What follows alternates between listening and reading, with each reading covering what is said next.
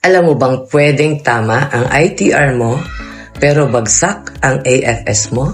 Magkaiba ang ITR at AFS pero madalas pinagsasama ng business owners. Simple lang. ITR, tax computation. Ito ang binabayaran mo sa BIR. AFS, financial report.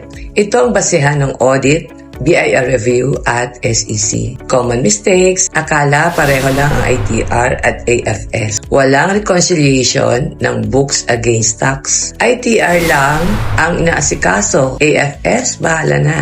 CPA, tinawag lang kapag deadline na. Resulta, hindi tugma ang numbers. Audit risk. Mas mataas na penalty kapag may findings. Hindi sapat ang nakapag-file. Kailangan tama at consistent.